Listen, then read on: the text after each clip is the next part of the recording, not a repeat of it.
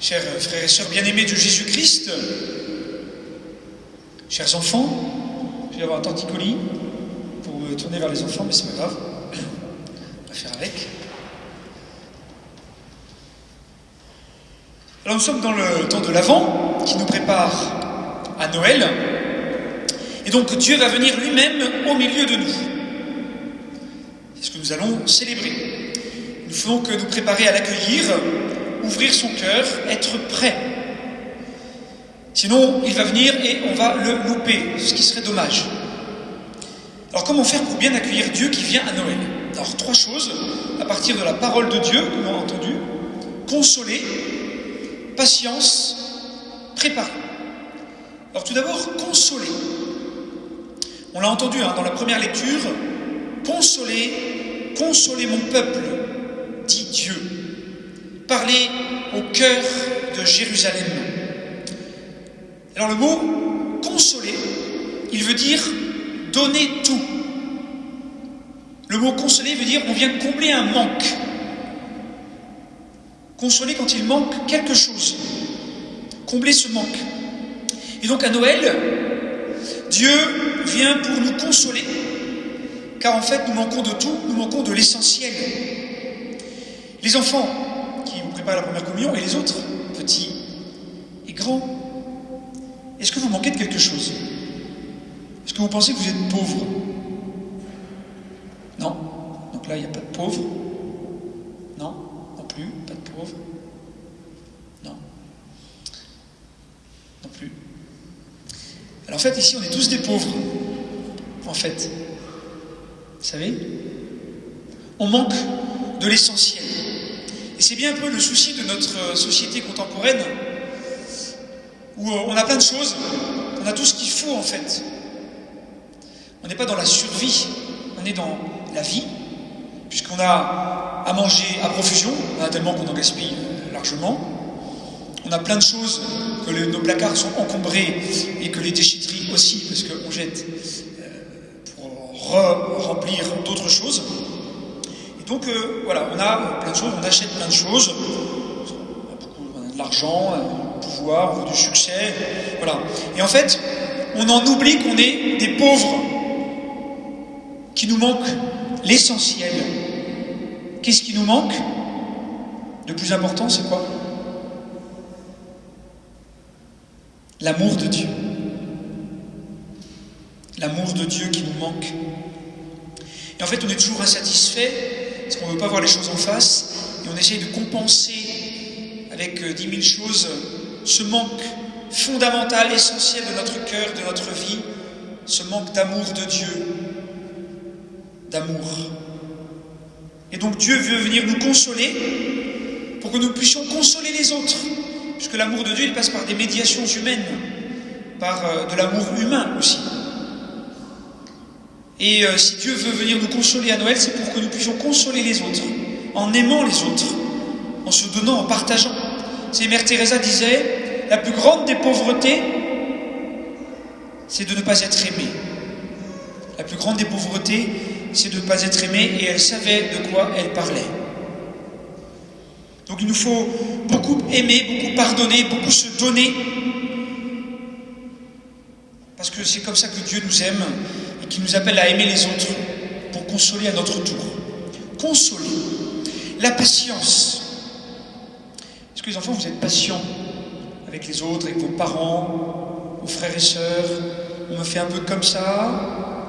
Ouais, ok. Je sais pas vous, mais moi je suis assez impatient. Alors c'est une vertu à développer aujourd'hui, comme à toute époque, mais encore plus aujourd'hui, pour apprendre à se contrôler, à ne pas céder à ses pulsions, à toutes ses envies, tout ce qui nous passe par la tête.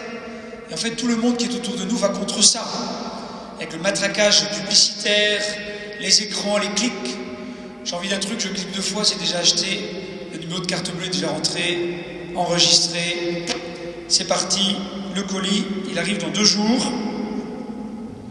Et en fait, avec tous ces trucs de clics, de consommation, de rapidité, eh bien, avec tous ces écrans, les ordinateurs, les téléphones, etc., eh bien, ça déforme notre esprit, notre cerveau, notre intelligence, et Et ça n'aide surtout pas à être patient. Parce qu'on est habitué à avoir tout de suite. Et vous voyez comment ça déforme notre cœur. Et on a besoin de cultiver cette patience. Et qu'est-ce que dit Saint Pierre dans la deuxième lecture? Il dit que Dieu est patient envers nous. Et ça, c'est toujours intéressant, je trouve, chers amis. De voir quand nous voyons que les autres sont impatients avec nous, que nous manquons de patience, de voir combien Dieu est patient avec nous. Comment il attend que nous revenions vers lui. Comment il attend sans cesse que nous ouvrions notre cœur, que nous nous convertissions. Comme dit Saint Pierre, il nous laisse le temps de nous convertir parce qu'il ne veut pas que quelques-uns se perdent. Et ces quelques-uns, c'est nous. Et il est patient envers chacun d'entre nous. Il attend que nous changions notre cœur. Et ça, c'est fondamental, chers amis, de prendre conscience de cette patience de Dieu envers nous. Vous savez, la petite Thérèse qui voyait ses impatiences, elle disait: Jésus, sois toi-même ma patience. Quand moi je ne peux pas avec mes forces, quand je suis trop fragile et trop faible, Jésus, sois toi-même ma patience. Aide-moi à être patient. Voilà, comme toi tu es patient envers moi, pour vraiment que je prenne le temps, les efforts qu'il faut pour me convertir, pour que je te laisse me relever, pour que je me laisse aimer par toi, que je me laisse pardonner par toi, véritablement. Et le Seigneur, vous voyez, lui, il ne se décourage pas devant nos impatiences, nos fautes et nos péchés. Le Seigneur ne se décourage pas, jamais envers nous. Il fait preuve de patience, il fait preuve de bienveillance. Il ne cesse pas de nous appeler à nous relever pour avancer. Parce que toujours il nous aime, parce que toujours il voit ce qu'il y a de beau en nous, avant de voir le reste. Et il faut que nous puissions, sous le regard de Dieu, accueillir cette patience du Seigneur, pour nous-mêmes cultiver notre patience envers les autres, envers nous-mêmes, faire preuve de douceur avec nous-mêmes, pour prendre les moyens de vraiment nous convertir et accueillir Dieu. Consoler, patience, préparer. On l'a chanté. Préparer les chemins du Seigneur. Les enfants, est-ce que la crèche, le sapin, mais est-ce que la crèche est faite à la maison? Levez la main.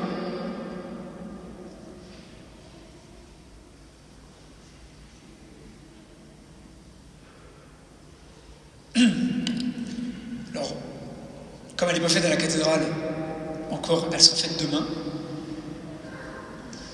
Mais demain soir, vous n'aurez plus d'excuses. Enfin, que la crèche soit faite. C'est bon, vous pouvez me laisser la main.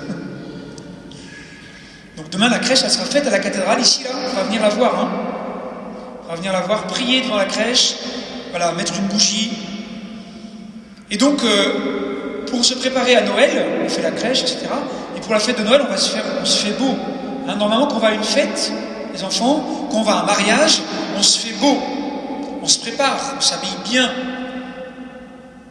Genre, quand on accueille chez nous, on fait le ménage, etc. On prépare bien, il faut que ce soit beau. Est-ce que pour venir à la messe, vous préparez votre cœur? Ouais? Il faut, hein? Quand on vient à la messe, on prépare son cœur. On prie un peu plus. On a besoin de silence. Et là, ce matin, vous avez fait le premier temps de la messe, le temps de l'accueil, où on prend un temps pour se préparer à accueillir Jésus qui se donne à nous à la messe, à l'Eucharistie. Hein, on demande pardon, on prie pour se préparer à accueillir Jésus qui se donne à nous à la messe. Comme on a besoin de se préparer à vivre la belle fête de Noël, à accueillir Jésus qui vient au milieu de nous. Alors, dans l'Évangile, qui prépare le chemin du Seigneur? Comment il s'appelle? Celui qui prépare le chemin du Seigneur, il s'appelle comment? Dans l'Évangile? Le cousin de Jésus, Jean-Baptiste. Merci les grands enfants. Jean-Baptiste. Mes chers amis, nous avons toujours à être des Jean-Baptistes pour les autres, pour nos frères et sœurs, pour préparer les chemins du Seigneur dans le cœur et la vie de nos frères et sœurs. Nous avons plein de Jean-Baptiste autour de nous et pour nous, nos parents, les catéchistes, des frères et sœurs de la communauté, d'autres personnes qui préparent les chemins du Seigneur dans notre cœur, dans notre vie, pour que nous puissions accueillir la grâce de Dieu, l'amour de Dieu. Et donc il nous faut préparer notre cœur pour accueillir Dieu.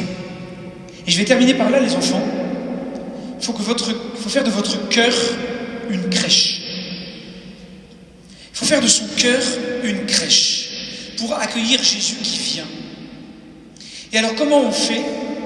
Eh bien, quand on prend des temps de prière, des temps de silence, quand on rend service à la maison, quand on pardonne, quand on partage, quand on dit notre foi en Jésus, notre Dieu, c'est des petites brindilles de paille qu'on met dans la crèche de notre cœur pour accueillir Jésus qui vient.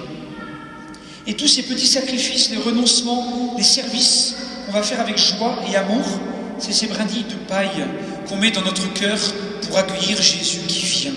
C'est tout ça, ce temps de l'Avent. Faire de notre cœur une grosse botte de paille, si vous voulez, mais pour faire une crèche, pour accueillir Jésus qui vient. Alors les enfants, on va prendre ce temps maintenant, on ne va plus bouger, et tout le monde, on va fermer nos yeux. On va fermer nos yeux pour prendre le temps de prier en silence, en ce deuxième dimanche de l'Avent, pour accueillir Jésus qui vient, pour préparer notre cœur à être consolé par Dieu, qui prend patience envers chacun de nous, qui attend que nous nous convertissions, que nous continuions notre marche pour le rencontrer, lui Jésus, qui déjà vient maintenant en cette Eucharistie pour nous donner toute sa vie, son corps et son sang, tout son amour.